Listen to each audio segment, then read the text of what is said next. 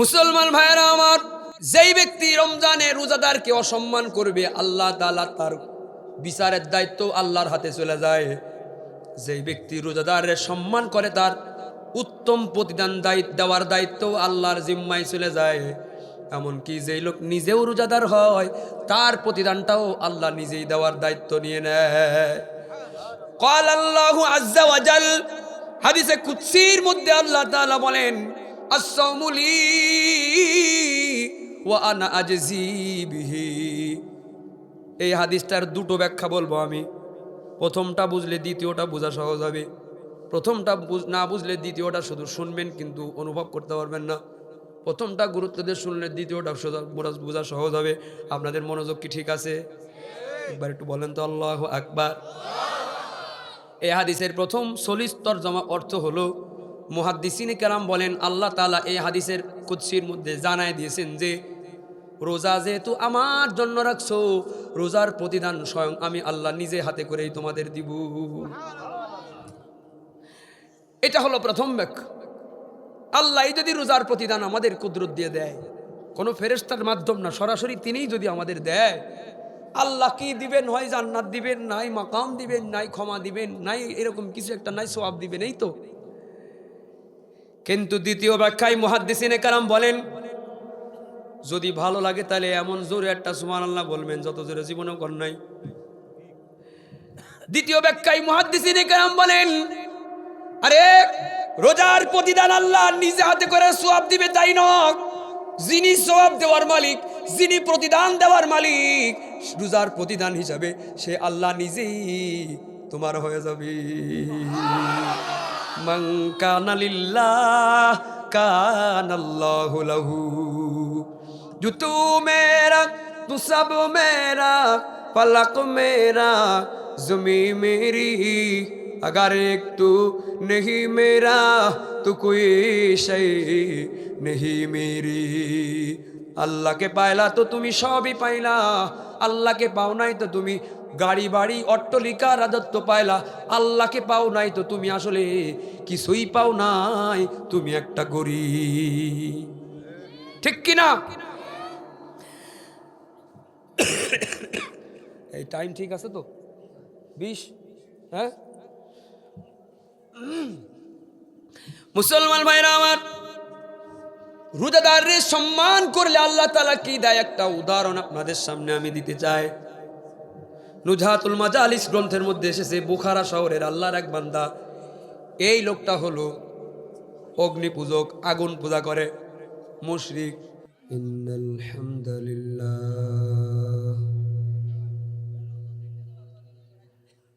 আলহামদুলিল্লাহিল্লাযী লাম ইয়াত্তাখিয ওয়ালাদা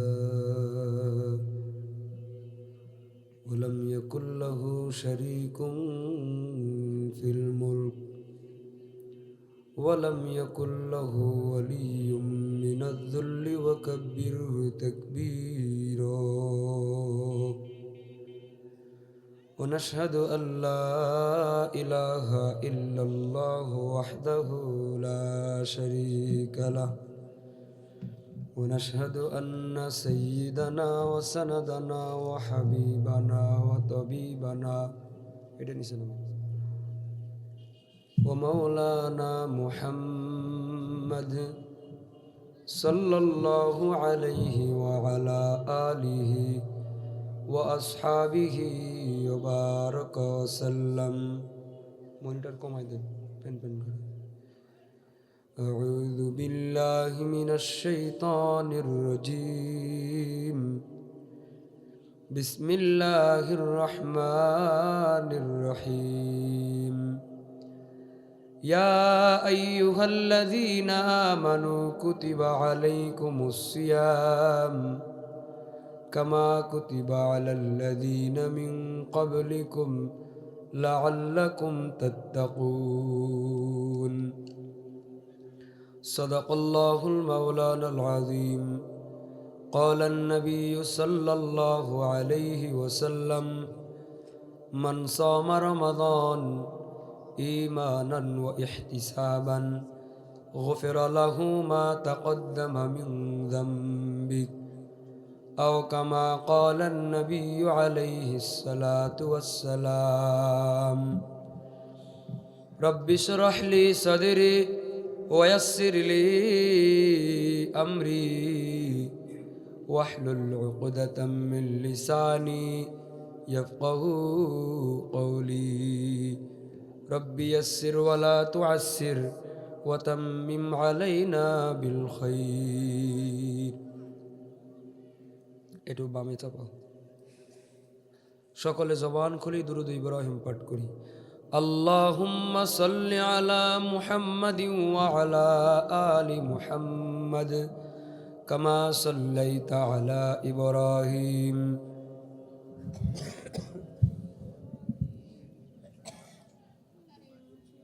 পড়েন আল্লাহুম্মা বারিক আলা মুহাম্মাদিন ওয়া আলা আলি মুহাম্মাদ কামা বারাকতা আলা ইব্রাহিম ওয়া আলা আলি ইব্রাহিম ইন্নাকা হামিদুম মজিদ यहाँ हम सब मुसाफिर हैं यहाँ हम सब मुसाफिर हैं वही आखिर ठिकाना कोई आगे रवाना है कोई पीछे रवाना হায়াতের গাড়ি চলছে রে ভাই কবরে ধীরে ধীরে চলছে গাড়ি নামিয়ে দিবি কবরে বালাগাল উলা বিকামালিহি কাশাফাত দুজা বিজামালিহি হাসনাত জামিউ খিসালিহি সাল্লু আলাইহি ওয়া আলিহি আসবে মরণ কখন কোথায় কারো জানা নাই আসবে মরণ কখন কোথায় কারো জানা নাই জানাজার নামাজের আগে নামাজ পড়ো ভাই জানাজার নামাজের আগে নামাজ পড়ো ভাই তোমার জানাজার নামাজের আগে নামাজ পড়ো ভাই রুকুকারীর সাথে আল্লাহ রুকু করতে বলে তুমি কেন কাজে বিভোর বলো না তাহলে রুকুকারীর সাথে আল্লাহ রুকু করতে বলে তুমি কেন কাজে বিভোর বলো না তাহলে দিলটা ডুবাও তিলাওয়াতে নেকি আয়াতে আয়াতে দিলটা ডুবাও তিলাওয়াতে নেকি আয়াতে আয়াতে কথা বলো রবের সাথে নামাজে দাঁড়ায় তোমার জানাজার নামাজের আগে নামাজ পড়ো ভাই জানাজার নামাজের আগে নামাজ পড়ো ভাই তোমার জানাজার নামাজের আগে নামাজ পড়ো ভাই জিকির করি লা ইলাহা ইল্লাল্লাহ লা ইলাহা জোরে জোরে লা ইলাহা পেছন থেকে আওয়াজ দেন লা ইলাহা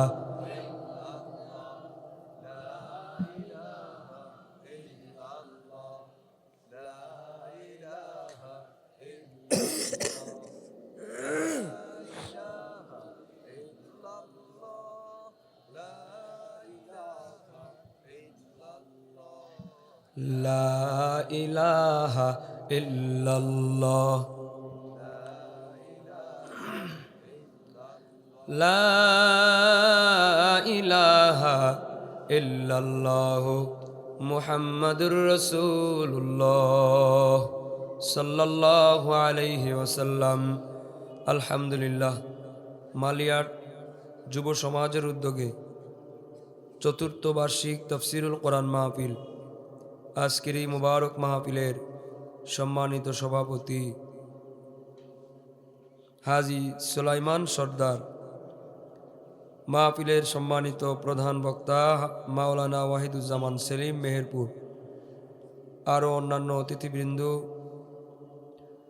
জাতির শ্রেষ্ঠ সন্তান হজরত উলামায়ে কেরাম, তুলাবায়ে ইলম, বিভিন্ন গ্রাম পাড়া মহল্লার থেকে আগত দিনদার পরহেজগার মুসলমান ভাইরা, কচিকাচা শিশুরা, তরুণ যুবক ভাইরা, বুড়া বাবাজিরা, পর্দার আড়ালের পরম শ্রদ্ধের মা এবং বোনেরা, মাইকের আওয়াজ যত দূরে যায় যে যেখান থেকে শুনছেন, সবার কাছে জানতে চাই, রমজান সামনে নিয়ে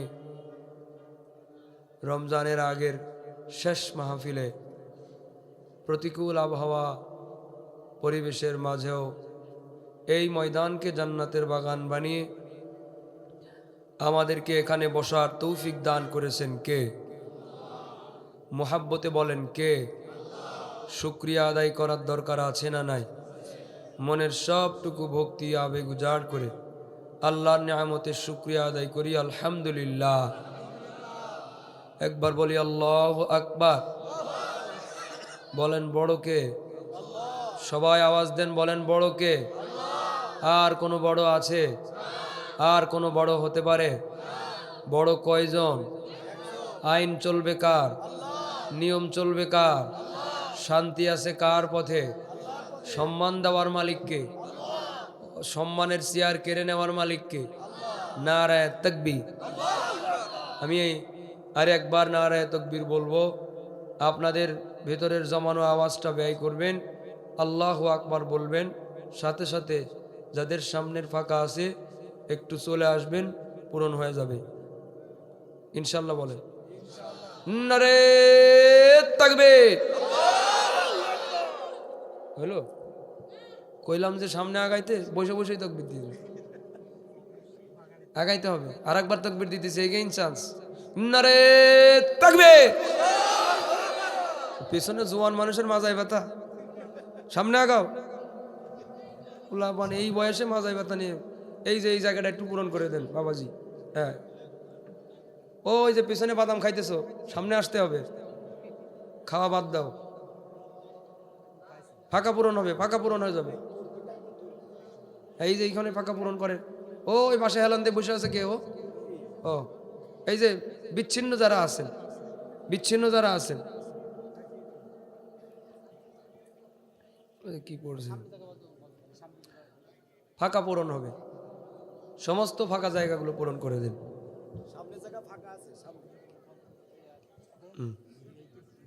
এই যে লাল জামাওয়ালা ভাই আপনারা বলতেছে, আপনি একটু দেখেন না, আপনার ডাইন বামে ফাঁকা, তো ওখানে ঝামেলা থাকলে আপনি ডাইন বামে ঢুকেন। এবার ঠিক আছে। এই আমার চোখে লাইট মেরে ধরছে কে? এটা লাইট বন্ধ। তোমার ওই লাইট এখানে পৌঁছাবে? ও ফ্ল্যাশ তোমারে কই দিছে, তুমি পেছনে তাকাও কা, তোমার ফ্ল্যাশ জ্বলে, তোমার ফ্ল্যাশ বন্ধ করো। এরা ভিডিও করতেছে, এটাই হবে। আর তো যদি করো তো ফ্ল্যাশ অফ করে করো।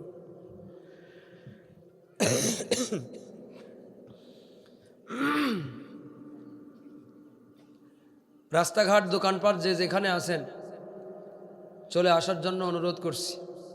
বাংলাদেশের সব মাহফিলের শেষ দিন আজকে, ঠিক না? সব বক্তাদেরও ডেটের শেষ মাহফিল এটা। এর পরে রোজার পরে কিছু থাকলেও থাকতে পারে, কিন্তু সিজনাল প্রোগ্রাম আজকেই শেষ, ঠিক কিনা? এজন্যে প্রস্তুতি নিয়ে বসেন। আমার ওয়াজের মাঝখানে আবার কোনো নেতা আসবে নাকি?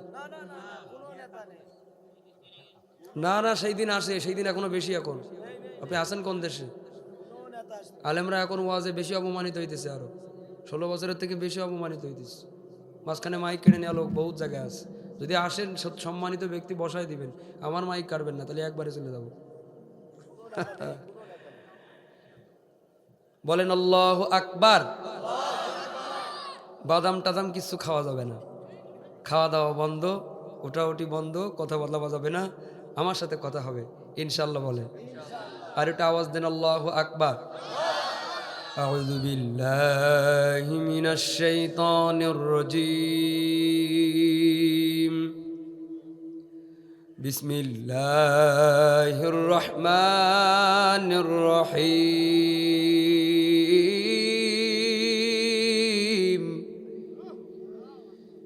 ইয়া আইয়ুহাল্লাযীনা আমানু কুতিবা আলাইকুমুস সিয়াম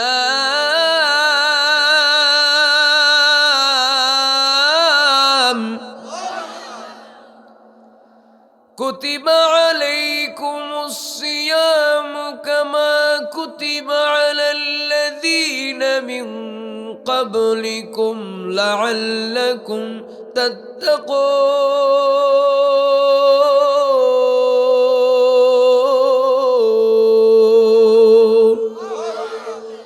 মুসলমান ভাইরা আমার, পর্দার আড়ালের সম্মানিতা মা বোনেরা, মালিয়াট যুব সমাজের উদ্যোগে আজকের এই চতুর্থ বার্ষিক তাফসীরুল কোরআন মাহফিল, আজকের এই মুবারক মাহফিলে মুবারক সময়ে আল্লাহ তাআলা যাচাই বাছাই করে কিছু মানুষদেরকে এই ময়দানে কবুল করেছেন। হতে পারে আজকের এই মাহফিল আমাদের অনেকের জীবনের শেষ। এই জীবনে আর কোনো দিন এমন কোন মকবুল মজলিসে বসার তৌফিক আমাদের হবে, এমন কোনো গ্যারান্টি কিন্তু আমাদের কারো কাছে জানা নাই। আগামী বছরও একটা রমজান হয়তো আসবে, কিন্তু সেই রমজান পর্যন্ত আমরা আবার উপস্থিত হতে পারবো এমন কোনো গ্যারান্টি কিন্তু আমাদের জানা নাই। কারণ সেদিন আমাদের অনেকের ঠিকানা হয়ে যেতে পারে 3.5 হাত কবর, 3.5 হাত মাটির ঘর, কারো আপন কারো পর, কারো হবে ফুলেরই বাগান, কারো বা হবে জাহান্নাম। 3.5 হাত মাটির ঘর, কারো আপন কারো পর, কারো হবে ফুলেরই বাগান, কারো বা হবে জাহান্নাম। আমল নামা সেদিন তোমার হবে ঘরের বাতি, আমল নামা সেদিন তোমার হবে ঘরের বাতি। ওই কবরে যেতে হবে, থাকবে না কেউ সাথী, কাফন আমার আপন, কবর আমার ঘাটি। ওই কবরে যেতে হবে, থাকবে না কেউ সাথী, ওই কবরে যেতে হবে, থাকবে না কেউ সাথী। ঠিক কিনা? মুসলমান ভাইয়েরা আমার, পবিত্র কোরআন শরীফের সূরা আলে ইমরান 183 নম্বর আয়াতে কারিমা থেকে আপনাদের খেদমতে তেলাওয়াত করেছি। যে কথা আমার নিজের হেদায়েতের ওসিলা হয়, এলাকাবাসীর হেদায়েতের ওসিলা হয়, কবরবাসীদের নাজাতের জরিয়া হয়, এমন দামি কথা অধম বান্দার জবান দ্বারা আল্লাহ যেন কবুল করেন, বলেন আমিন। আল্লাহ তাআলা বলেন, ইয়া আইয়ুহাল্লাযীনা আমানু কুতিবা আলাইকুমুস সিয়ামু কামা কুতিবা আলাল্লাযীনা মিন ক্বাবলিকুম লাআল্লাকুম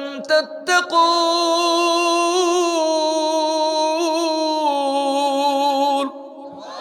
ও মালিয়াট এলাকার ইমানদারেরা, আল্লাহ তাআলা তোমাদের উপরে রোজাকে ফরজ করেছেন, যেমন ভাবে তোমাদের আগের প্রজন্মের উপরেও রোজা ফরজ ছিল, যেন তোমরা মুত্তাকি হতে পারো।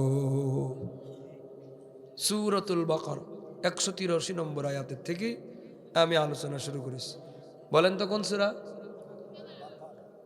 অর্ধেক লোকের মুখ বন্ধ কেন? তাফসীর মাহফিল, কোরআন শরীফের কথা কইতেছি, এটা আমার সাথে কথা বলা লাগবে। মুখ বন্ধ থাকলে চলবে না, চুপচাপ থাকা যাবে না, একটু কথা বলেন, পারা যাবে? হ্যাঁ, আপনারা চুপ থাকে না, শুধু আমি যেটুকু শুনতে চাবো এটুকু কইবেন, বাইরে কোনো কথা কইবেন না। বলেন কোন সূরা? সূরাতুল বাকারা। সামনের লোকের আওয়াজ ভালোই হয়েছে, পিছনের লোক যারা আছে শুধু শোনে কিন্তু কয় না। পিছনের লোক একটু আওয়াজ দেন, বলেন কোন সূরা? বলেন আল্লাহু আকবার। এরকম একটা আওয়াজ দিয়ে আর একটু জোরে বলেন কোন সূরা? 183 নম্বর আয়াত। বলেন কত? ইমানদারদেরকে আল্লাহ তাআলা রোজা ফরজ করে দিয়েছেন, ইমানদারদের উপরে আল্লাহ রোজা ফরজ করেছেন। শোনেন, ডানে বামে তাকায়েন না বেশি, আমার দিকে তাকান, কোনো ভয় নেই। সেই যোগ না যে ওই স্টেজ থেকে আবার ধরে নিয়ে যাবে, ঠিক না? তা কেউ আসলে আসতে দেন, আপনারা আমার দিকে তাকান, আলোচনা একটু ডুবেন, তাহলে ভালো হবে। ভাষা ওয়াজ করবো আর আপনিও শুনবেন, আপনার সময় নষ্ট। একটু ওয়াজে ডুবেন, আপনি আর আমি, অন্য কেউ নাই এই জায়গায়, ইনশাল্লাহ বলেন। ইমানদারদের উপরে আল্লাহ তাআলা রোজা ফরজ করেছেন। যারা বেঈমান তারার ফরজ কি তো ইমানই নাই, কথা কন না? আমরা যারা ইমানদার তারাই রোজা রাখি। শুধু আমাদের উপরে রোজা ফরজ তাই নয়, আমাদের আগের মানুষ যারা ছিল, অন্য নবীর উম্মত যারা ছিল, তাদের উপরেও কিন্তু রোজা ফরজ ছিল। কিন্তু আগের নবীর উম্মতদের উপরে রোজা ফরজ ছিল, কিন্তু সেটা রমজান মাসে না।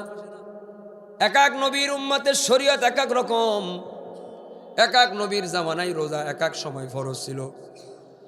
কোন নবীর উম্মতদের জন্য আইয়ামে বীজের রোজা ফরজ ছিল, মাসের 3 দিন 14, 15, 16 চাঁদের রাত। কোন কোন নবীর উম্মতদের উপরে আশুরার রোজা ফরজ ছিল। কোন কোন নবীর উম্মতদের উপরে সপ্তাহে সপ্তাহে রোজা ফরজ ছিল। কোন কোন নবীর উম্মতদের উপরে মাসে মাসে রোজা ফরজ ছিল। আর আমাদের উপরে বছরে একবার 1 মাস রোজা রাখা আল্লাহ ফরজ করেছি। ওয়াজ বুঝে থাকলে বলেন, রোজা কি শুধু আমাদের উপরেই ফরজ, না আগেও ছিল? আমাদের আর আগেও যারা ছিল তাদের সবার উপরে রোজার রাখার মাস কি একই, টাইম কি এক না আলাদা? সব নবীর শরীয়ত আলাদা আলাদা, এক এক নবীর শরীয়ত এক এক রকম। আমাদের নবীর শরীয়তে 5 ওয়াক্ত নামাজ ফরজ, ঈসা নবীর শরীয়তে ছিল না, মুসা নবীর শরীয়তে ছিল না। এক এক নবীর শরীয়তে এক এক রকম, কারণ স্থান কাল পাত্রভেদ, যুগের চাহিদার প্রেক্ষিতে সব কিছুর পরিবর্তন থাকে। পাকিস্তানের লোক রুটি খায়, সৌদি আরবের লোক ফল খায়, আর বাঙালি ভাত খায়। যদি ভাত না খায় তাহলে ওর যতই পেট পুরে খাওয়ান, কবে যে আমার মন ভরল না, ওর পেট ভরছে কিন্তু মন ভরে নাই। ঠিক কিনা বলেন? বোঝা গেল বাঙালি আমাদের ভাত খাওয়ান লাগে। এই যে আর এক দেশের মানুষ, ওর তো ভাত না খাইলেই পেট ভরে গেল, আর এক দেশের মানুষ ওর তো রুটি খাইলেই পেট ভরে গেল। তুমি বাঙালি, তোমার ভাত খাওয়ান লাগলো কেন? কারণ এই যে ভৌগোলিক স্থানের পরিবর্তনের কারণে এদেশের মানুষের চাহিদাটাই এরকম। আপনি হাজার চাপ দিয়েও এ ভাত বন্ধ করতে পারবেন না। ঠিক কিনা বলেন? এক লোক বাড়ি গেছে, মেহমান বাড়ি, কিপটে মেহমান, কিপটে মেজবান, কয় আপনি ভাত খাবেন না রুটি খাবেন? কয় ভাত খেয়ে রুটি খাবো। ও দুটোই লাগবে। এই বেচারা অপশনাল একটা দিয়েছে যে আপনি হয় ভাত খান নাই রুটি খান, কয় আমি ভাত খেয়ে রুটি খাবো। একটাও ছাড়বে না, ও বাংলাদেশ পাকিস্তান দুটোই নেবে। মুসলমান ভাইয়েরা আমার, এক এক নবীর শরীয়ত এক এক রকম। একটা উদাহরণ দিই, উদাহরণটা এমন একটা উদাহরণ হবে যে উদাহরণ থেকে তাফসীরটাও বুঝে আসবে, আবার যেটা দিয়ে উদাহরণ দেবো ওইটা দিয়ে আবার আরেকটা মাসালাও জানা হয়ে যাবে। একের মধ্যে দুই। সুবহানাল্লাহ। এক এক নবীর শরীয়ত এক এক রকম বলছি। যেমন আমাদের শরীর থেকে 2 ধরনের নাপাকি বের হয়, একটার নাম হলো নাজাসাতে খফিফা, আর একটার নাম হলো নাজাসাতে গলিজা। নাজাসাতে খফিফা হলো যেই নাপাকিগুলো শরীর থেকে পরিষ্কার করার পরে ওযু করলেই পাক হয়ে যায়, যেমন পেশাব পায়খানা, রক্ত, বমি। আর একটা নাপাকি আছে নাজাসাতে গলিজা, বড় নাপাকি। ওইটা শরীর থেকে ধোয়ার পরেও শরীর পাক হয় না, গোসল করা লাগবে। শুধু ওযু করলেই পাক হবে না, গোসল করা লাগবে, ফরজ গোসল করা লাগবে, তারপরে শরীর পাক হবে। এটা হলো নাজাসাতে গলিজা, বড় নাপাকি। মুসা নবীর শরীয়ত ছিল এমন যে নাজাসাতে গলিজা যদি কারোর কাপড়ে লাগতো, আর আমাদের নবীর শরীয়তে নাজাসাতে গলিজা যদি কারোর কাপড়ে লাগে তাহলে পাক করার ধরন 2 নবীর শরীয়তে 2 রকম। আমাদের নবীর শরীয়ত হলো কাপড়ের মধ্যে যদি নাজাসাতে গলিজা লাগে তাহলে ওই কাপড়টা সুন্দর করে নাপাক দূর করে ধুয়ে যদি পরিষ্কার করে তাহলে সেই কাপড় পাক হয়ে যাবে। কিন্তু মুসা নবীর শরীয়ত এমন কঠিন, নাজাসাতে গলিজা যদি কারোর কাপড়ের মধ্যে লাগতো, ধুইলে হবে না, ওই জায়গা কেটে ফেলাই দেওয়া লাগবে। এবার বলেন মুসা নবীর শরীয়ত কঠিন না আমাদেরটা কঠিন? সহজ আমাদেরটা না ওনাদেরটা? ধুয়ে ফেলাই দিলাম হয়ে গেল। যদি ওইরকম কেটে ফেলানো লাগতো তাইলে একজনের লুঙ্গি আর লুঙ্গি থাকতো না, সব মশারি হয়ে যাইতো। ঠিক কিনা বলে? 1200 টাকা দিয়ে লুঙ্গি কিনছো তো 2 দিন পরেই বা। ওই নবীর উম্মতেরা ছিল বাঁকা তাড়া, বনি ইসরাইলের জাত, সব বাঁকা তাড়া জাত। ওরাও তেড়া, ওর শরীয়তও তেড়া, আর আমরাও সহজ সরল, আমাদের শরীয়তও সহজ। সুবহানাল্লাহ। মালিয়াট এলাকার মানুষ, শুধু একটা দিয়ে উদাহরণ দিলাম, আরো বহুত উদাহরণ দেওয়া যাবে যে ওই নবীর শরীয়তে একরকম, আমাদেরটা উল্টা। শরীয়তের ইবাদতের মধ্যে মিল নাই। এত অমিল থাকা সত্ত্বেও রোজা হলো এমন একটা ইবাদত, সব নবীদের জন্য রোজা নামক ইবাদত আল্লাহ তাআলা দিয়ে দিয়েছেন। সব নবীর শরীয়তে ইবাদত রোজা নামক ইবাদত দিয়েছেন। মাসের ভিন্নতা থাকতে পারে, কিন্তু রোজা রাখতেই হবে এমন বিধান আল্লাহ যে দিলেন। শরীয়তের ভিন্নতা আছে, অমুক নবীর আমলে রোজা ছিল, এই নবীর আমলে রোজা নাই, এমন করতে পারতো। যেহেতু শরীয়তের মিল নাই, কিন্তু শত মিল টাকা সত্ত্বেও রোজাটারে অতি আধুনিক বানায়া সব নবীর উম্মতদের জন্য রোজা নামক ইবাদত যে আল্লাহ ফরজ করেছেন, বুঝে থাকলে বলেন তাহলে বোঝা গেল কি যে রোজার গুরুত্ব খুবই কম না বেশি? যারা বুঝে নাই তারা তো কথা কইল না। রোজার গুরুত্ব কি খুবই কম না বেশি? আমাদেরকে আল্লাহ তাআলা রোজা রাখতে বলল কেন? লাআল্লাকুম তাত্তাকুন, যেন আমরা মুত্তাকি হতে পারি, যেন আমরা ক্ষুধাবিরু হতে পারি। সেজন্যই আমাদের উপরে আল্লাহ তাআলা রোজাকে ফরজ করে দিয়েছেন। আমাদের দেশের একটা তৃতীয় শ্রেণীর মানুষেরা বলে, যার ভাতের অভাব সে রোজা রাখুক, যার চাউলের অভাব পড়ছে সে রোজা রাখুক। আমার বাপের কি চাইলের অভাব নাকি? আমার বাপের কি ধানের অভাব পড়ছে নাকি? আমি রোজা রাখবো না। তোমাদের চাউলের অভাব পড়ছে, তোমরা রোজা রাখো।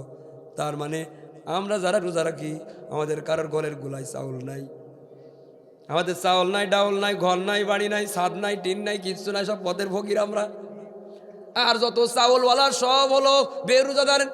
ওনাদের চাউল আছে, ডাউল আছে, ঘর আছে, সব আছে। ওয়ালাহুল কিবরিয়া ফিস সামাওয়াতি ওয়াল আরদ, আসমান জমিনের অহংকার করার চাঁদের একমাত্র আল্লাহর। ওইটা নিয়ে টানাটানি করবা না ও চাউলওয়ালারা, অহংকারীরা। আল্লাহর চাদর নিয়ে টানাটানি করবা না, এমন একটা আসার দিবে কঙ্কাল হয়ে পড়ে থাকবা। নদীর কুল ভাঙ্গে ও কুল গড়ে, এই তো নদীর খেলা। সকাল বেলার ধনী তুমি, ফকির সন্ধ্যাবেলা। রান্না বাড়াও হইল সকালবেলা, লাম্বালা মালিক সারু মারলো, কিন্তু দুপুরের খাওনটাও খেয়ে যাইতে পারল না। সকালবেলার ধনী তুমি, ফকির সন্ধ্যাবেলা। ঠিক কিনা? তুইজ্জু মান তাশাউ ওয়া তুযিল্লু মান তাশাউ বিয়াদিকাল খায়র, ইন্নাকা আলা কুল্লি শাইইন কাদির।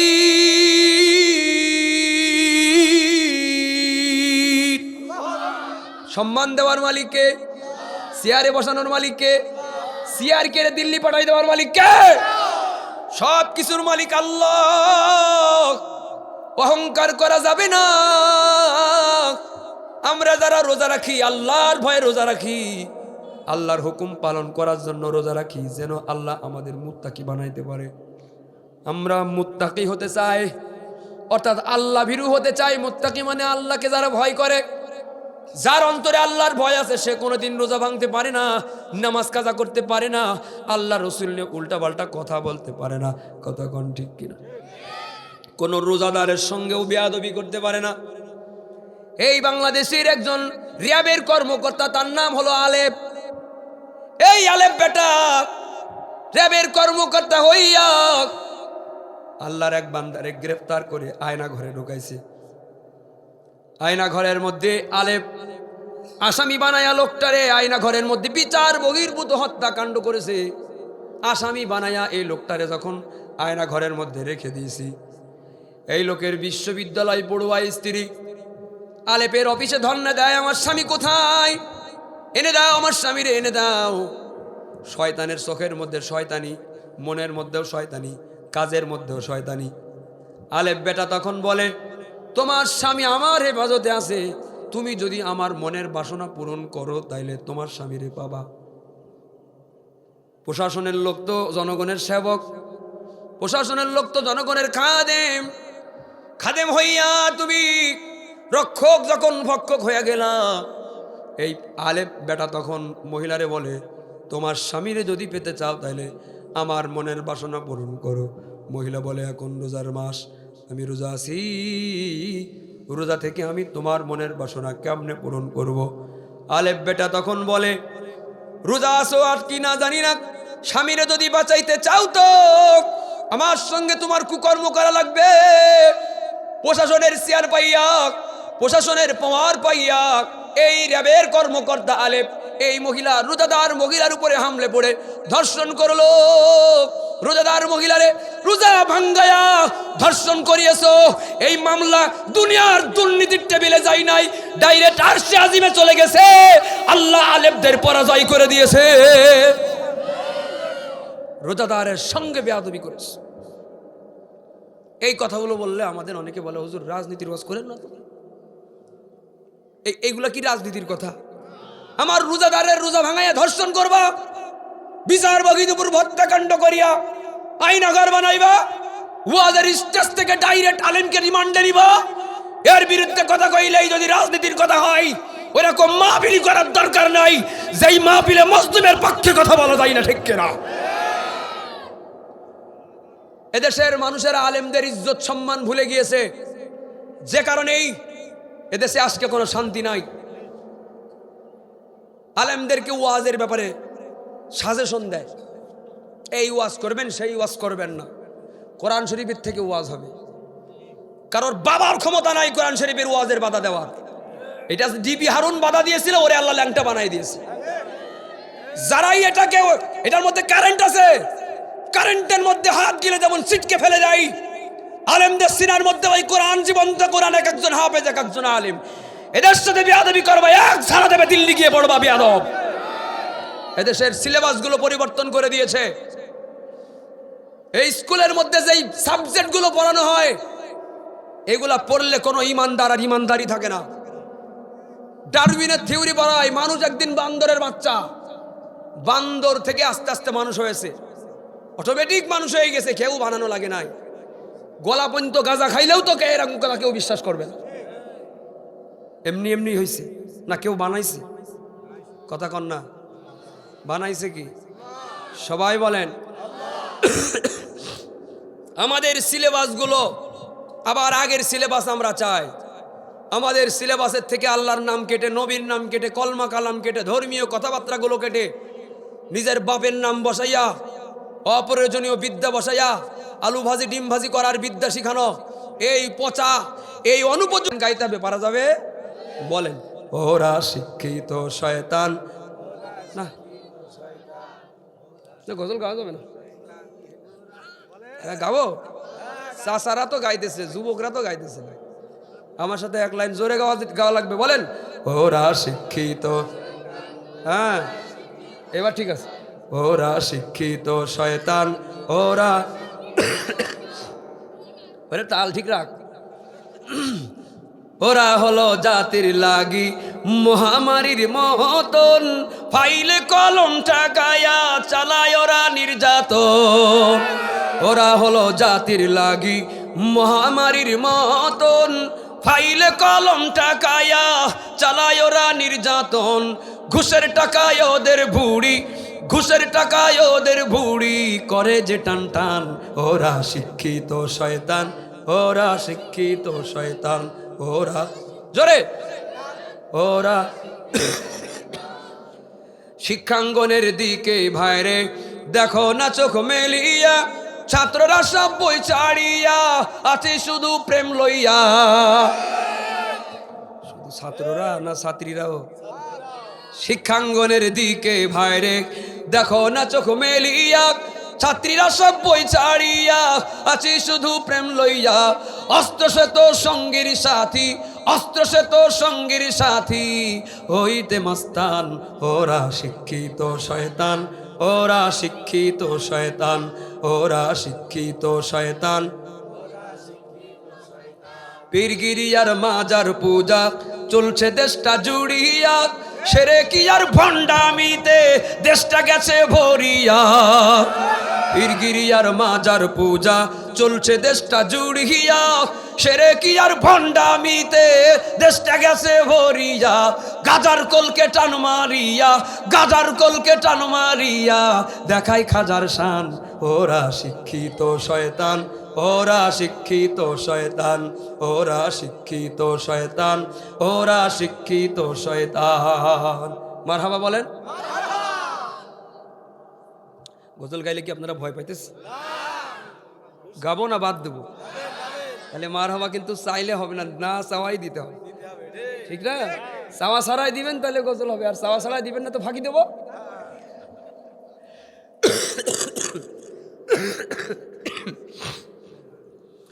মুসলমান ভাইয়েরা আমার, কেউ যদি বলে যার চাউলের অভাব সে রোজা রাখুক, বুঝতে হবে ও নাস্তিক হয়ে গেছে। ও দেখতে মুসলমান হতে পারে, মুখে দাড়ি আছে, মাথায় টুপি আছে, নামের শুরুতে মোহাম্মদ লাগানো আছে, ছোটবেলায় বাপ মা ওরে ধরে খাতনা করে দিয়েছি, তারপরে ওই লোকটা মুসলমান নয়। কারণ ইসলামের 5 স্তম্ভের অন্যতম একটা স্তম্ভ হলো রমজান। এই রোজা যে অস্বীকার করে, বিরোধিতা করে, অপমান করে কথা বলে, ইনসাল্ট করে কথা বলে, এই লোক দেখতে মুসলমান, নামের মুসলমান, কামেতে নাফরমান। সুতরাং আমার সমাজে যারা রোজার, রমজান আর ইসলামের যে কোনো স্তম্ভের বিরুদ্ধে কথা বলেছে, ও যদি মরে যায়, ওর জানাজা কোনো মুসলমান পড়বে না, ওর খাটিয়া কোনো মুসলমান ধরবে না, মুসলমানের গোরস্থানে ওর দাফনও করতে দেওয়া হবে না, কারণ মুসলমান নয়। মুসলমান ভাইরা আমার, মূলত আমরা রোজা রাখি আল্লাহর জন্য, ঠিক আল্লাহর জন্য আমরা রোজা রাখি, আল্লাহকে ভয় করি, এজন্য আমরা রোজা রাখি। আল্লাহ বলেন লাআল্লাকুম তাত্তাকুন, আল্লাহকে ভয় করি তাই আমরা রোজা রাখি, যেন আমরা মুত্তাকি হতে পারি। আর একটা কথা মনে পড়ে গেছে, কইব, ফেরেশতারাও আল্লাহকে ভয় করে, মানুষও আল্লাহকে ভয় করে, কিন্তু ফেরেশতা মুত্তাকি হতে পারে না, মানুষ মুত্তাকি হয়। কোনো ফেরেশতা মুত্তাকি হতে পারে না, মানুষ মুত্তাকি হয়। ফেরেশতা হয় সালেহীন, মানুষ হয় মুত্তাকিন। সুবহানাল্লাহ। বলেন ফেরেশতার দাম বেশি না মানুষের দাম বেশি? এই তো বস, ঠিক আছে, বুঝতেছি। আমার সামনে কেউ যখন কোনো মানুষ ভালো কাজ করলে তারে প্রশংসা করতে গিয়া বলে, ফেরেশতার সাথে তুলনা দিয়ে বলে এটা মানুষ না, এটা ফেরেশতা।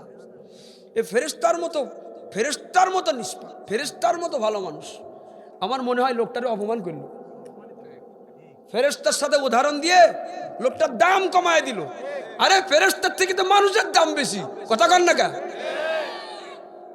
ফেরেশতার থেকে মানুষের দাম বেশি, কারণ মানুষ মুত্তাকি হতে পারে আর ফেরেশতা মুত্তাকি হতে পারে। কিন্তু ফেরেশতাও ভয় করে আল্লাহকে, মানুষও আল্লাহকে ভয় করে। ওর নাম মুত্তাকি হলো না, মানুষের নাম মুত্তাকি হলো, কারণটা জানার দরকার আছে না নাই? কারণ হলো মুফাসসিরিন কেরাম বলেন, যার ভিতরে গুনাহ করার খায়েশও আছে, নেক করার স্বাধীনতাও আছে। আল্লাহ দেখেন সামিউম বাসির আলিমুম বিযাতিস সুদূর, সব দেখেন, সব জানেন, সব শোনেন, গোপনও দেখেন, প্রকাশ্যও দেখেন। এমন মালিকের নাম কি? আল্লাহ। গোপন গুনাহটাও আল্লাহকে ভয় করে যে লোকটা বর্জন করে, গোপনে গোপনে গুনাহ করে না, কারণ জানে যে কেউ দেখে না, কিন্তু একজন দেখেন, আওয়াজ দিয়ে বলেন তিনি কে?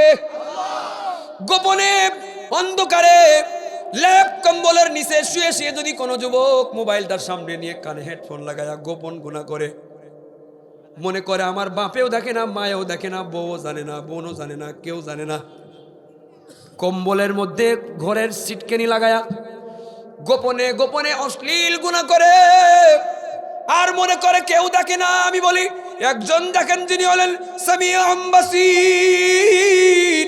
বলেন তো তিনি কে? তুমি তো জানো না মন ক্ষমতাশালী সে কত, তুমি তো জানো না মন ক্ষমতাশালী সে কত, তার মনে মনে যাহা হয় তাহাই হয়ে যায়, বিশ্ব জগতে যত ক্ষমতাশালী সে কত, তুমি তো জানো না মন ক্ষমতাশালী সে কত, তার কুদরতি ক্ষমতায় বরফ গলে জল হয়, রবি শশী গ্রহ তারা শূন্য বারে টিকে রয়, তার কুদরতি ক্ষমতায় বরফ গলে জল হয়, রবি শশী গ্রহ তারা শূন্য বারে টিকে রয়, সাগর সমুদ্র নদীর জলধারা, সাগর সমুদ্র নদীর জলধারা, তার হুকুমে অবনত ক্ষমতাশালী সে কত, তুমি তো জানো না মন ক্ষমতাশালী সে কত। বলেন ক্ষমতার মালিক কি?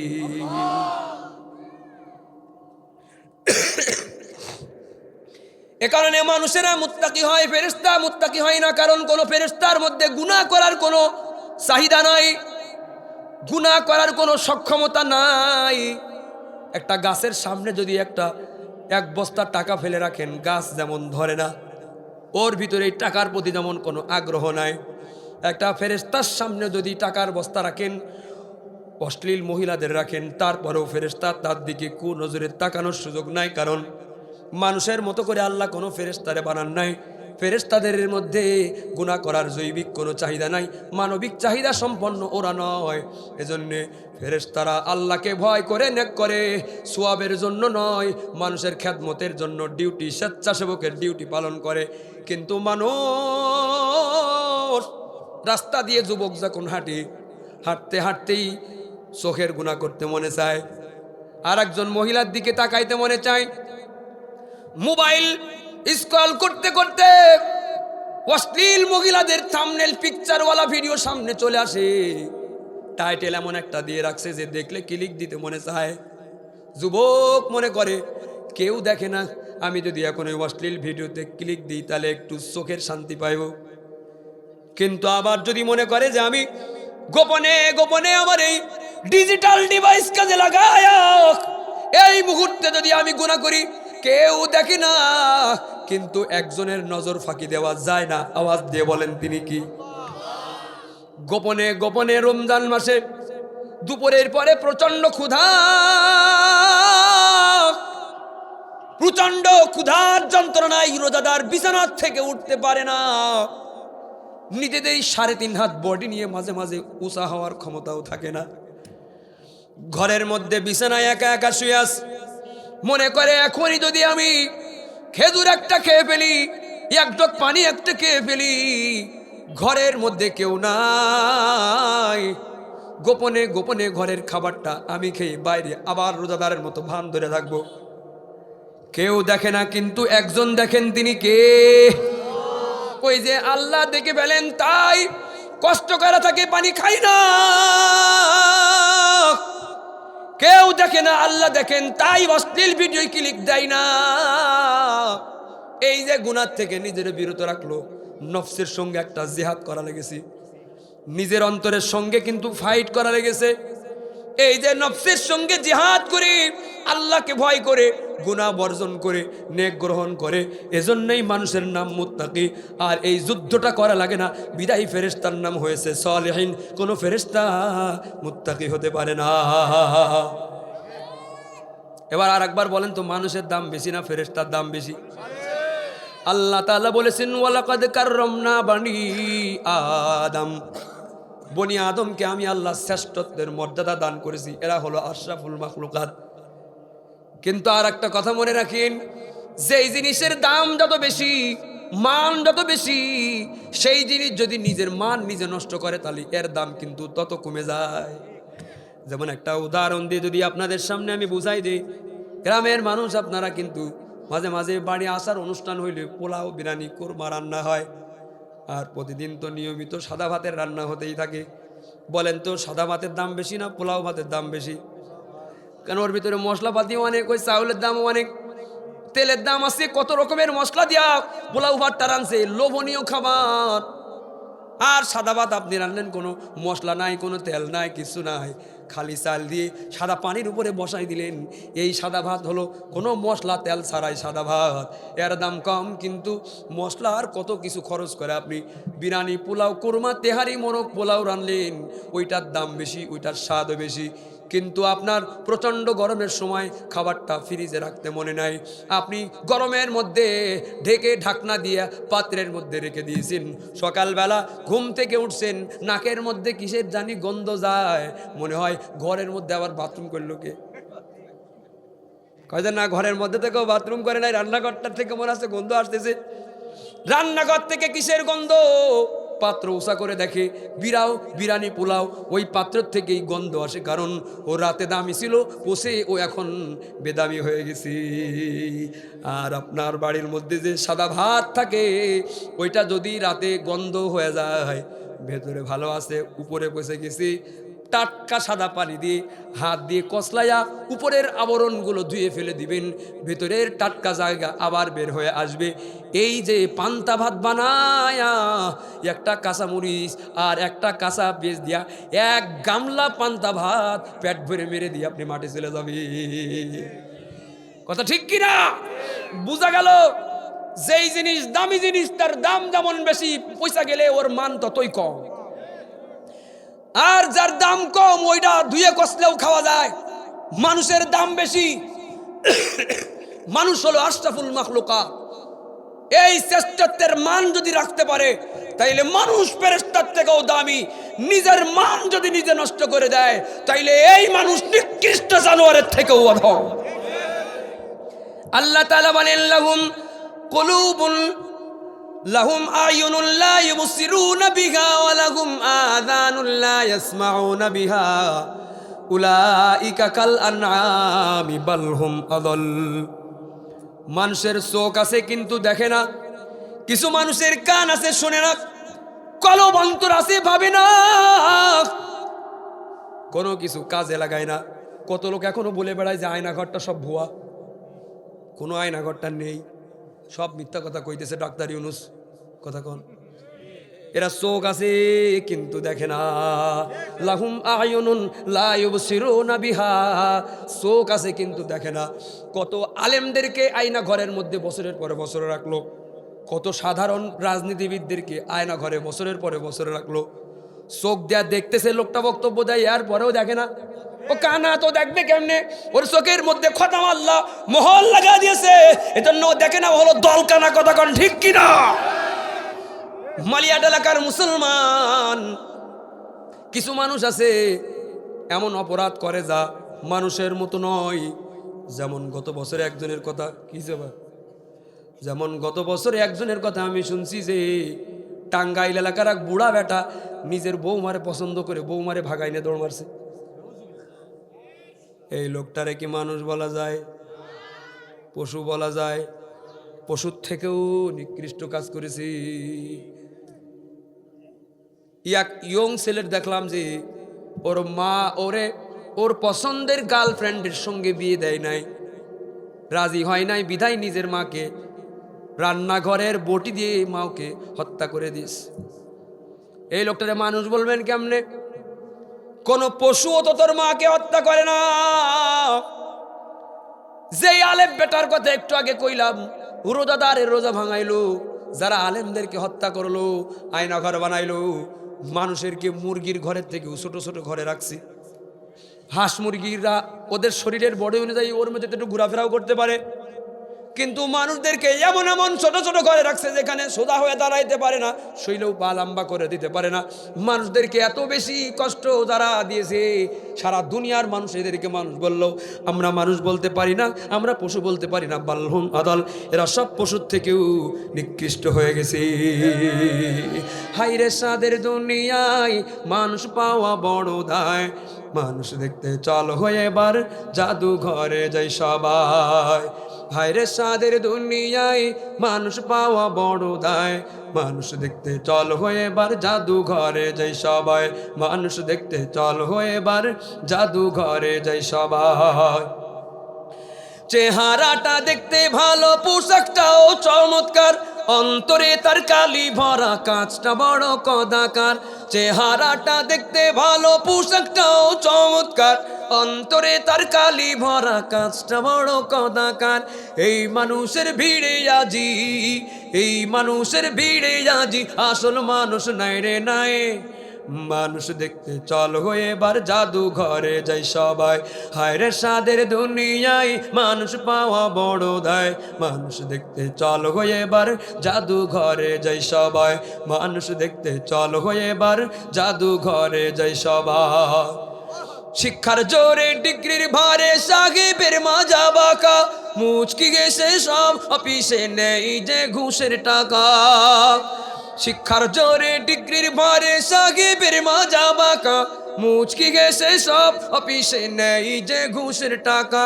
শিক্ষিত এই অমানুষকে, শিক্ষিত এই অমানুষকে কেমনে মানুষ বলা যায়? মানুষ দেখতে চল হয়ে এবার জাদু ঘরে যাই সবাই, মানুষ দেখতে চল হয়ে এবার জাদু ঘরে যাই সবাই। হায় রে সাদের দুনিয়ায় মানুষ পাওয়া বড় দায়, মানুষ দেখতে চল হয়ে এবার জাদু ঘরে যাই সবাই, মানুষ দেখতে চল হয়ে এবার জাদু ঘরে যাই সবাই। কই মারহাবা দিল কই?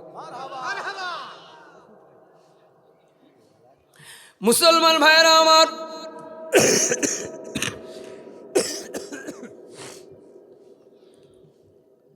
যেই ব্যক্তি রমজানে রোজাদারকে অসম্মান করবে আল্লাহ তাআলা তার বিচারের দায়িত্ব আল্লাহর হাতে চলে যায়। যেই ব্যক্তি রোজাদারের সম্মান করে তার উত্তম প্রতিদান দেওয়ার দায়িত্ব আল্লাহর জিম্মায় চলে যায়। এমনকি যেই লোক নিজেও রোজাদার হয় তার প্রতিদানটাও আল্লাহ নিজেই দেওয়ার দায়িত্ব নিয়ে নেয়।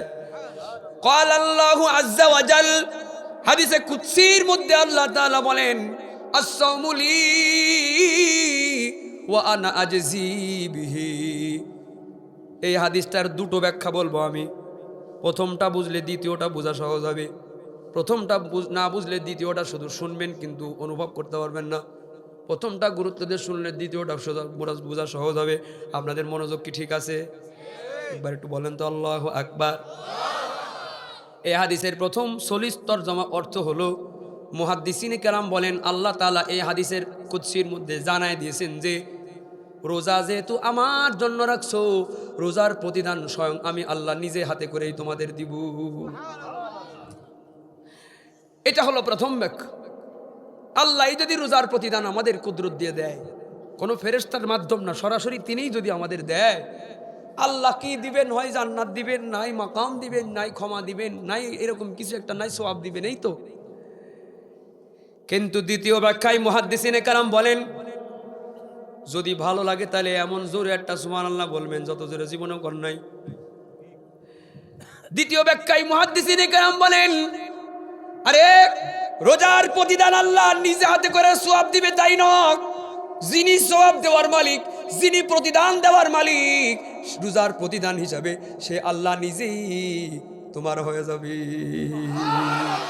মান কানা লিল্লাহ কানাল্লাহু লাহু, जो तू मेरा तू सब मेरा, फलक मेरा ज़मीं मेरी, अगर एक तू नहीं मेरा तो कोई शै नहीं मेरी। আল্লাহকে পাইলা তো তুমি সবই পাইলা, আল্লাহকে পাও নাই তো তুমি গাড়ি বাড়ি অট্টলিকা রাজত্ব পাইলা, আল্লাহকে পাও নাই তো তুমি আসলে কিছুই পাও নাই, তুমি একটা গরীব। ঠিক কিনা? এই টাইম ঠিক আছে তো? 20? হ্যাঁ মুসলমান ভাইরা আমার, রোজাদারের সম্মান করলে আল্লাহ তাআলা কি দেয় একটা উদাহরণ আপনাদের সামনে আমি দিতে চাই। নুজহাতুল মাজালিস গ্রন্থের মধ্যে এসেছে, বুখারা শহরের আল্লাহর এক বান্দা, এই লোকটা হলো অগ্নি পূজক, আগুন পূজা করে, মুশরিক। রাস্তা দিয়ে সন্তান সাথে নিয়ে হাঁটতে হাঁটতে বাজারের মধ্যে গিয়েছে। ছেলেটার মন চাইছে বাজারের মধ্যে গিয়ে কিছু একটা কেনাকাটা করে খাওয়া দাওয়া শুরু করে দিয়েছে। অথচ যে জায়গায় খাওয়া দাওয়া করতেছে সেখানে সব রোজাদারের মানুষ, মুসলমান মানুষ বেশি, রোজাদার মানুষেরা রোজা আছে। রোজাদারের সামনে মুশরিক ব্যক্তির সন্তান বাজার থেকে কিছু কিনে যখন এদের সামনে খাওয়া দাওয়া শুরু করছি, বাবা সন্তান তার সামনে ডেকে বলে, নাফারমান কোথাকার, জানিস না যে এখানে সবাই মুসলমান, এরা সব রোজা রেখে আছে, না খেয়ে আছে, এদের সামনে খাইলি কেন?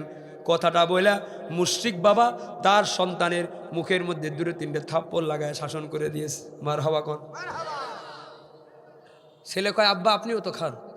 বাপে বলে, আমি তো বাড়ি খাই, মুসলমান প্রতিবেশীদের সামনে খেয়ে তো তাদের কষ্ট দিই না।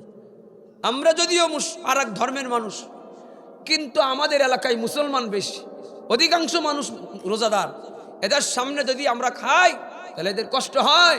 খবরদার, বাবা তার সন্তানরে ওসিয়ত করতেছে, খবরদার আর কোনোদিন কোনো রোজাদারের সামনে খাওয়া দাওয়া করবা না। মারহাবা কর। মুশরিক ব্যক্তি তার সন্তানরে ওসিয়ত করতেছে, রোজাদারের সামনে খাইবা না। এদেশের অনেক মুসলমানের সন্তান দাবি করা লোকেরাও রোজাদারের সামনে সিগারেট ধরায়। আরে বাসের মধ্যেও একই কাণ্ড করায়। আর আপনাদের এই রোডে তো চলে লাটা, না? এই লাটার মধ্যে বসে বসে ড্রাইভারই টানতেছে, করবেন কি? যে দেশের মধ্যে একসময় আইন হয়েছিল লোকাল বা যাত্রীবাহী গাড়ির মধ্যে বিড়ি ধরাইলে 50 টাকা জরিমানা, সেই দেশের প্রশাসনের লোকেই এখন গাড়ির মধ্যে বসে বসে বিড়ি টানে। কার বিচার কে করবে বলে? যারা রক্ষক তারাই ভক্ষক। পচা হয়ে গেছে, পচে দুর্গন্ধ সমাজ পবিত্র বানানোর জন্য ইসলামী হুকুমত প্রতিষ্ঠা ছাড়া মুসলমান পৃথিবীর মানুষ শান্তি পাবে না। কথা বলেন ঠিক কি? মুসলমান ভাইরা আমার, যেই অগ্নিপূজক মুশরিক লোকটা তার সন্তানকে শাসন করলো, রোজাদারের সামনে খেয়েছে, তাই ভাবে তার সন্তানকে শাসন করেছে। কিছুদিন পরে আল্লাহর ফায়সালায় আজরাইল এসেছে। এই মুশরিক লোকটি দুনিয়ার থেকে বিদায় নিয়ে চলে গিয়েছে। ঘটনা এই জায়গায় শেষ হইলেই পারত, কিন্তু এর পরের কথা আরো অবাক হওয়ার মতো ব্যাপার। মালিয়াট এলাকার মানুষ এই লোকটার জীবনে একটাই ভালো কাজ, সেটা হলো একজন রোজাদারের শুধু সম্মানটাই করেছি।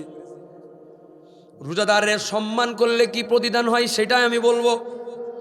তাইলে যে নিজেই রোজাদার তার প্রতিদান কেমন হয় সময় পাইলে ওইটাই কইব। আগে রোজাদারের সম্মান করার কারণে আল্লাহ কি প্রতিদান দিয়েছি এইটা আমি আপনাদের শোনাইব। এই লোকটা দুনিয়ার থেকে চলে গেল। কিছুদিন পরে ওই এলাকার আল্লাহর এক বান্দা বুজুর্গ এই মুশরিক লোকটারে ঘুমের মধ্যে স্বপ্ন যোগে দেখছে। আল্লাহর এই বান্দা ঘুমের মধ্যে স্বপ্ন দেখে অগ্নিপূজক মুশরিক লোকটা যে কয়েকদিন আগে মারা গেল, দেখে আল্লাহর ওলি, দেখে এই লোকটা মরণের পরে স্বপ্ন, আল্লাহর ওলি স্বপ্ন দেখে যে লোক মুশরিক অবস্থায় মারা গেছে এই লোক জান্নাতের মধ্যে ঘোরাফেরা করতেছে। মাওলা তোমার লীলা খেলা কেউ বোঝে না। আল্লাহ তোমার লীলা খেলা কেউ বোঝে না। তুমি কাউকে রাখো গাছতলাতে মাওলা, কাউকে রাখো পাঁচতলায় মাওলা। তোমার লীলা খেলা কেউ বোঝে না। আল্লাহ তোমার লীলা খেলা কেউ বোঝে না। ইব্রাহিম তোমার নবী ছিল, নমরুদে আগুনে ফেললো। ইব্রাহিম তোমার নবী ছিল, নমরুদে আগুনে ফেললো। আগুন হইল ফুল বাগিচা, পশম কেন ঝুললো না? আল্লাহু আকবার। আরে আগুন হইল ফুল বাগিচা, পশম কেন ঝুললো না? মাওলা তোমার লীলা খেলা কেউ বোঝে না। আল্লাহ তোমার লীলা খেলা কেউ বোঝে না। মুসলমান ভাইয়েরা আমার, আল্লাহর ওলি ঘুমের ঘরে মুশরিক দুনিয়ায় ছিল। এই লোকটারে জান্নাতের মধ্যে দেখে আল্লাহর ওলি বলে, আমি কি ভুল দেখতেছি না সঠিক দেখতেছি? জান্নাতি লোকটা বলে, আপনি সঠিক দেখতেছেন। আল্লাহর ওলি বলে, আমরা হাদিস পড়েছি, মান ক্বালা লা ইলাহা ইল্লাল্লাহ ফাদাখালাল জান্নাহ। যে কালেমা পড়ে সে জান্নাতি হয়। তোমারে তো কোনোদিন কালেমা পড়তে দেখি নাই। তুমি তো আগুন পূজারি মানুষ ছিলে, আগুন পূজা করতে মুশরিক। তুমি একজন মুশরিক, তুমি জান্নাতের মধ্যে কেমনে গেলা গো? এই লোকটা তখন বলে, আল্লাহর ওলি রে, তুমি হাদিসে যেটা পড়ছো সেটাও সত্য, চোখে যেটা দেখতেছো এইটাও সত্য। মুমিন ছাড়া জান্নাতে যায় না এটাও যেমন সত্য, আবার আমি জান্নাতে আছি এটাও সত্য। মাঝখানে এমন কিছু ব্যাপার ঘটে গেছে যা তুমি জানো না, দুনিয়ার কোনো মানুষ জানে নাই, গোপনে গোপনে আমার সাথে আল্লাহ ঘটায় দিছি। আল্লাহর ওলি বলে, কি হয়েছে তোমার সাথে? ওই জান্নাতি ব্যক্তি বলে, আমার যখন মরণের সময় হয়েছে, মুমিন ব্যক্তির মরণের সময় আজরাইল আসার আগে আল্লাহ কিন্তু মুমিন ব্যক্তির কাছে জান্নাতে সুসংবাদ দিয়ে ফেরেশতা পাঠায়। মুমিন ব্যক্তির কাছে জান্নাতের ফেরেশতারা যায়, তাতানাজ্জালু আলাইহিমুল মালাইকা। মুমিন ব্যক্তি বলে তাতানাজ্জালু আলাইহিমুল মালাইকা। মুমিন ব্যক্তির মরণের সময় তার কাছে আসমানের ফেরেশতা নাজিল হয়। আজরাইল আসার আগে একদল ফেরেশতা তার কাছে আসে। ফেরেশতারা তার কাছে আসে কেন? ফেরেশতারা আসে তার জান্নাতে সুসংবাদ দেওয়ার জন্য। এই লোকটার কাছে ফেরেশতারা আসছে। এই লোক বলে, ফেরেশতারা আমার কাছে এসে বলে, আল্লাহর বান্দা, তোমারে আর কি জান্নাতে সুসংবাদ দেব? তুমি তো মুশরিক, তুমি তো আগুন পূজারি মানুষ, তুমি তো আল্লাহর সঙ্গে শিরিক করো, তোমার তো ঈমান নাই। তারপরেও আমরা জান্নাতের সুসংবাদ দেওয়ার ফেরেশতারা তোমার কাছে এসেছি, কারণ তুমি কয়েকদিন আগে আল্লাহর রোজাদার বান্দাদেরকে যে সম্মান করেছো, এই কাজটা আল্লাহর কাছে বড় পছন্দ হয়ে গেছে। আল্লাহর কাছে পছন্দ হয়ে গেছে বিধায় আল্লাহ চাই যে তোমারে জান্নাতের মধ্যে দিবে। বাধা হলো তুমি মুশরিক, মুমিন না কইলে তোমারে জান্নাতে দেওয়া যাবে না। ফেরেশতারা বলে, আল্লাহর বান্দা, গোপনে গোপনে আমরা ফেরেশতাদের কাছে আস্তে আস্তে একটু কালেমাটা পড়ো, তাইলে দেখো তোমার জন্য আল্লাহ কোন জান্নাত দিয়ে রাখছে। কালেমা যদি না পড়ো তো তোমার যত ভালো আমলই থাকুক তোমার জন্য জান্নাত হবে না। তুমি একটু গোপনে গোপনে কালেমা পড়ো। এই লোক বলে, আল্লাহর ওলি রে, গোপনে গোপনে ফেরেশতাদের কাছে আমি কালেমা পড়লাম, নিষ্পাপ হয়ে গেলাম। সঙ্গে সঙ্গে আজরাইল আসলো। নিষ্পাপ অবস্থায় আজরাইল আমার জানটা কবজ করে দিল। আল্লাহ তাআলা ইমানের সাথে মরণ আমার দিয়েছি, আমার জন্য আল্লাহ একটা জান্নাত দান করে দিয়েছি। রোজাদার ব্যক্তির সম্মান করার কারণে আল্লাহ তাআলা যদি একজন অমুসলিম ব্যক্তির এত সম্মান দেয়, তাহলে আমরা যারা নিজেরাই রোজাদার তার না জানি কত পুরস্কার। আল্লাহু আকবার। রয়্যান নামক একটা স্পেশাল দরজা দিয়া, একটা স্পেশাল দরজা দিয়া রোজাদার ব্যক্তিদেরকে আল্লাহ তাআলা জান্নাতে ঢুকাইবেন। বড় ডাক্তারের কাছে যখন আপনি সিরিয়ালে বসে থাকেন, ডাক্তারের কাছে যাইবেন, ওই সময় দেখবেন কিছু ভিআইপি লোক সিরিয়াল ছাড়াই ডাক্তারের কাছে চলে যায়। ওই সময় আপনার মনটাই বলে, আমি যদি এর মতো একটা ভিআইপি লোক হইতাম, তাহলে আমিও সিরিয়াল ছাড়াই জায়গায় ঢুকে যেতে পারতাম। বিমানবন্দর দিয়ে যখন আমরা বের হই, লোকাল পরিবেশ দিয়ে বের হই, পকেট চেক করে, এই জায়গাও চেক করে, ব্যাগ চেক করে, টুপি পাগড়িও চেক করে, সব কিছু খুলে খুলে চেক করে। কিন্তু কিছু ভিআইপি লোক আছে যারা ভিআইপি গেট দিয়ে বের হয়, ওদের কোনো চেকিং নাই, ওদের কোনো চেক নাই, বরং আলাদা প্রোটোকল দিয়ে বাইরে অপেক্ষমান গাড়ি পর্যন্ত করে উঠাইয়া দেয়। আমাদেরও তখন মনটাই কয় যে আমিও যদি এই জায়গায় ভিআইপি রাষ্ট্রীয় লোক হইতে পারতাম, তাইলে আমারও এই বিড়ম্বনার শিকার হওয়া লাগতো না। ভিআইপি প্রোটোকল দিয়া আমারও বহির্গমন করাইতো। কোনো সিরিয়ালের জায়গায় যখন সিরিয়াল ছাড়া ভিআইপি লোক চলে যায়, তখন তোমার মনটাই যেমন চায় আমি যদি ভিআইপি হয়ে যাইতাম। আরে জান্নাতে তো সবাই যাবে, জান্নাতি যারা সবাই জান্নাতে যাবে, কিন্তু রোজাদারের জান্নাতে যাওয়ার ধরন আর রোজাদারের পুরস্কার নাই যাদের, এই জান্নাতের ধরন এক নয়, বরং রোজাদারদের রোজার পুরস্কার হিসাবে রয়্যান নামক একটা আলাদা দরজা থাকবে।